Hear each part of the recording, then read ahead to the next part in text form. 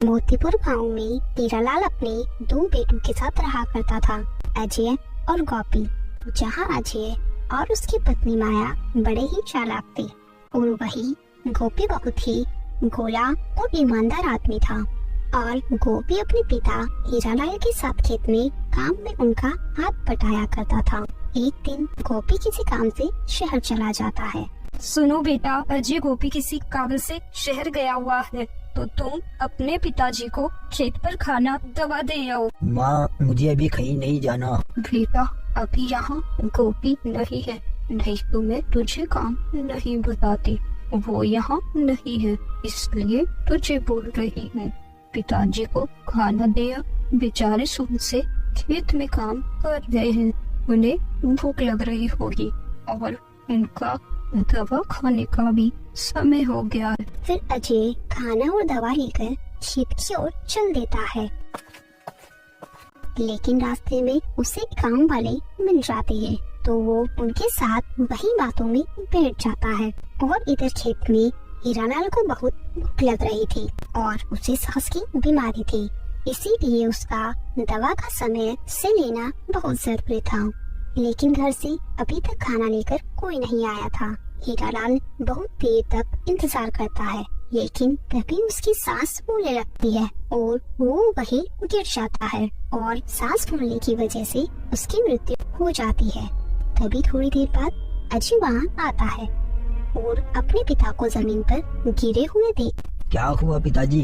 उठो, मैं आपके लिए खाना और दवाई ले आया। अजय के बोलने पर भी उसके पिता कोई हरकत नहीं करते, तो अजय समझ जाता है कि उसके पिता की मृत्यु हो चुकी है। शाम होने पर अजय और गोपी दोनों अपने पिता का अंतिम संस्कार कर देते हैं। अगले ही दिन से गोपी अपना घर चलाने के लिए खेतों में काम करने लग गया। गोपी दिन भर अपने खेतों में बहुत मेहनत करता। ऐसे ही कुछ दिन बीत जाने के बाद अजय की पत्नी बोलती है, सुनो जी, अपन कब तक तुम्हारी बूढ़ी माँ और तुम्हारे भाई का खर्चा उठाते रहेंगे? आप इनको घर से निकाल क्यों नहीं देते?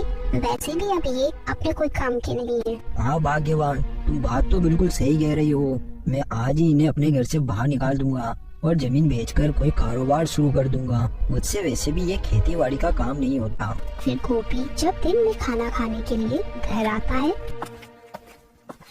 सुनो गोपी, अब तुम्हारे लिए और माँ के लिए इस घर में कोई जगह नहीं है। तुम वैसे भी हमारी छाती पर मूंग जल रहे हो, निकल जाओ हमारे घर से। बेटा, तो ये क्या बोल रहा है? मैं तेरी माँ हूँ और गोपी तेरा छोटा भाई है, तू हमें ही घर से निकालने की बात कर रहा है? माँ जी, हमारे पास आपको और आपकी बेटी गोपी को खिलाने के लिए मुफ्त में कुछ भी नहीं है। हम अपना सोचिए या आपका निकल जाओ आप हमारे घर से, वरना हमें धक्के देकर निकालना पड़ेगा। अजय की पत्नी की ये बातें सुनकर गोपी और उसकी माँ दोनों रोते हुए घर से निकल जाते हैं। बेटा गोपी, अब अपन कहाँ जाएंगे? तेरे बड़े भाई ने तो अपन दोनों को घर से बाहर निकाल दिया। माँ, आप चिंता मत करो। अगर भगवान ने हमें धरती पर भेजा है तो वही अपने आगे का गुजारा करेंगे और तुम रहने की तो चिंता मत करो। मैं यहीं आसपास अपने लिए एक झोपड़ी बना लेता हूँ। फिर गोपी इधर उधर से घास फूस जमा करके अपने लिए झोपड़ी बना लेता है। बेटा, अब तू अपने लिए कोई काम ढूंढ ले, वरना अपन ऐसे ही भूखे मर जाएंगे। हाँ हाँ माँ, मैं आज ही दूसरे गांव जाकर मेरे लिए काम ढूंढता हूँ। फिर गोपी काम ढूंढने के लिए दूसरे गांव चला जाता है। वो वहाँ के सेठ को अपनी आप बीती सुनाता है, लेकिन सेठ बहुत ही निर्दयी आदमी था, इसलिए वो गोपी को काम देने के लिए मना कर देता है। गोपी बेचारा दुखी होकर वहाँ से चला जाता है और एक घर से रोटी मांगकर अपनी झोपड़ी की ओर चला जाता है। चलो अच्छा है, आज का तो काम हो गया। ये रोटी मैं मेरी माँ को खिला दूंगा और मैं ऐसे ही रह लूंगा। माँ से कह दूंगा कि मैंने यहीं पर कुछ खा लिया है। तभी गोपी के सामने एक गाय आकर खड़ी हो जाती है। लगता है इसे भी बहुत भूख लग रही है, लेकिन मेरे पास तो बस एक ही रोटी है। लेकिन कोई बात नहीं, मैं माँ के लिए रोटी कहीं और से मांग लूंगा। मैं ये रोटी इसे दे देता हूँ। फिर गोपी वो एक रोटी उस गाय को दे देता है और वहाँ से चला जाता है, लेकिन वो गाय भी गोपी के पीछे पीछे आने लगती है। क्या हुआ गाय माता, आप मेरे पीछे पीछे क्यों आ रही हो? मैं आपको मेरे साथ नहीं ले जा सकता, क्योंकि मैं मेरा और मेरी माँ का ही पेट नहीं भर सकता, तो मैं आपको मेरे साथ कैसे लेकर जा सकता हूँ। कृपया गाय माता आप यहाँ से चले जाइए। इतना बोलकर गोपी वहाँ से जाने लगता है, लेकिन वो गाय गोपी के साथ साथ उसके घर तक आ जाती है। बेटा गोपी, तू ये गाय कहाँ से लेकर आया? अभी अपना खुद का पेट नहीं भर रहा तो अब इस गाय का कैसे भरेंगे? और तुमने तो सुबह से कुछ नहीं खाया, मुझे भी बहुत भूख लग रही है। गोपी की बातें इतना बोलते ही गाय की आंखों से रोशनी निकलती है और वहाँ पर खाने से भरी हुई थाली आ जाती है। ये देखकर गोपी और उसकी माँ बहुत खुश होते हैं।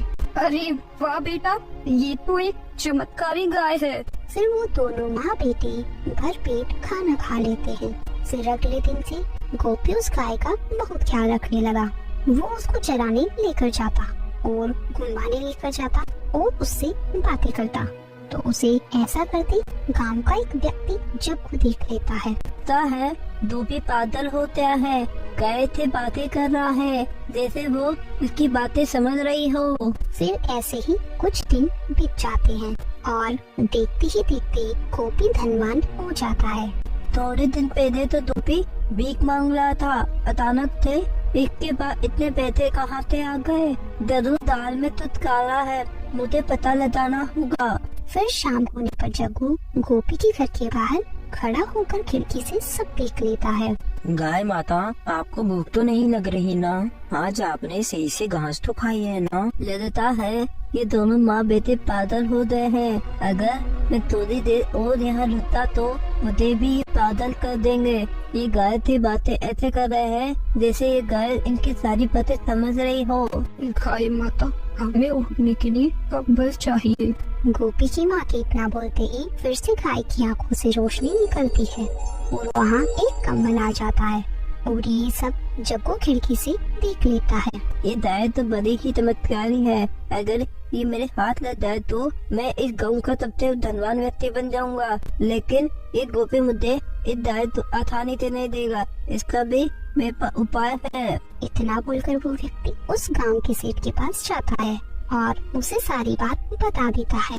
अरे जग्गू, ये क्या बोल रहे हो? तुम पागल तो नहीं हो गए ना? गाय से जो भी मांगूंगा वो मुझे मिलेगा। मेरे साथ मजाक कर रहे हो? जी, पहले तो मैं भी विश्वास नहीं कर रहा था, लेकिन जब मैंने इस गाय का चमत्कार देखा तो मैं भी हैरान हो गया। अगर ऐसी बात है तो फिर जाकर देखना ही पड़ेगा उस गाय को। दाना तो बनता है जी, गोपी उस गाय के ऊपर बहुत अत्याचार कर रहा है। वो उसको खाना भी नहीं देता और कुछ न कुछ मांगता ही रहता है, ये चाहिए वो चाहिए।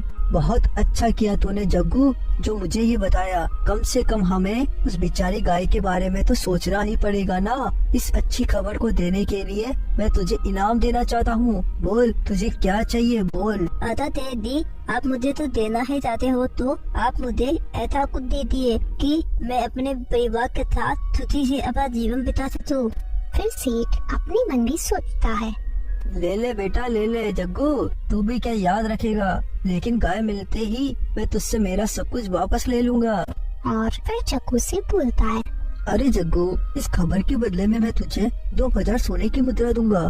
तू भी मुझे क्या याद रखेगा, लेकिन अब जल्दी कर, अपन चलकर उस गाय को देख आते हैं। फिर सेठ अपने आदमी और जग्गू के साथ गोपी के यहाँ जाता है। अरे ओ गोपी, जल्दी बाहर आओ। तुमने एक गाय को अपने घर में छुपा रखा है, जल्दी बाहर आओ, उस गाय को बाहर निकालो। लगता है बेटा सेठ को सब कुछ पता लग गया है। लेकिन माँ, अब अपन इस बेचारी गाय को उस सेठ से कैसे बचाएंगे? अरे ओ गोपी, जल्दी बाहर आ, सुनाई नहीं दे रहा क्या तुझे? फिर गोपी बाहर जाता है। मैंने सुना है तू एक गाय को घर में बंदी बना कर रखा है और तू उसे बहुत कष्ट दे रहा है। नहीं सेठ जी, ऐसा नहीं है। मैं तो इस गाय से बहुत प्यार करता हूँ। मैं उसे चराने के लिए जंगल भी लेकर जाता हूँ और बाहर घुमाता भी हूँ। गोपी, ज्यादा होशियार बनने की कोशिश मत कर, मुझे सब पता है। तू बेचारी गाय को बहुत कष्ट दे रहा है और तू उससे तरह तरह की चीजें मांग रहा है। अब मैं उस गाय को अपनी गौशाला में लेकर जाऊंगा, वही वो बेचारी गाय सुखी से रह पाएगी। सेठ जी, अगर आप इस गाय को यहाँ से ले गए तो मैं और मेरी माँ शोक से ही मर जाएंगे। ये गाय हमारे परिवार का सदस्य है। आपसे हाथ जोड़कर विनती कर रहा हूँ, आप इस गाय को कृपया करके यहाँ से मत लेकर जाइए। गोपी, ये सब नौटंकी बंद कर। गाय और तुम्हारे घर का सदस्य, ये सब झूठी बातें हैं। तुम्हारा लाला तुमसे ये सब कुछ बुलवा रहा है। मुझे क्या पता नहीं है इस गाय के बारे में? नहीं नहीं सेठ जी, ऐसा नहीं है। वो गाय सच में हमारे परिवार का सदस्य है। इसके बिना मैं और मेरी माँ नहीं रह पाएंगे। ये गाय मेरी बेटी है। मैं इस गाय को मेरी बेटी की तरह ही प्यार करती हूँ। दया कीजिए सेठ जी हमारे ऊपर। इसको यहाँ से ऐसे मत लेकर जाइए। तुम दोनों ये नौटंकी बंद करो और सुनो रे, ले चलो उस गाय को अपने साथ। ये दोनों तो ऐसे ही नौटंकी करते रहेंगे। फिर गोपी चिल्लाकर बोलता है, गाय माता, हम आपकी रक्षा नहीं कर सकते। आपको ही आपकी रक्षा करनी होगी। गोपी के इतना बोलते ही चौपड़ी से एक दानव बाहर आता है। तो सेठ दानव को देखकर घबरा जाता है। अरे ओ जग्गू के बच्चे, तू गाय बोल रहा था। इनके घर में तो एक दानव है। भागो भागो, जल्दी भागो, अपनी जान बचाकर भागो। इतना बोलकर सेठ जग्गू और उसका आदमी वहाँ से भाग जाते हैं। चलो अच्छा है, आखिरकार बला टल गई। नहीं नहीं माँ, इस गाय के बारे में जानकर सेठ जैसे बहुत लोग यहाँ आएंगे और आखिर हम इस गाय को कितने लोगों से बचा पाएंगे। इससे तो अच्छा हम इस गाय को लेकर जंगल में चले जाते हैं। लालची इंसानों के साथ रहने से अच्छा तो हम पशुओं के साथ ही रह लेंगे। चलो माँ, हम यहाँ से चलते हैं। इतना बोलकर गोपी और उसकी माँ उस गाय को लेकर जंगल में चले जाते हैं।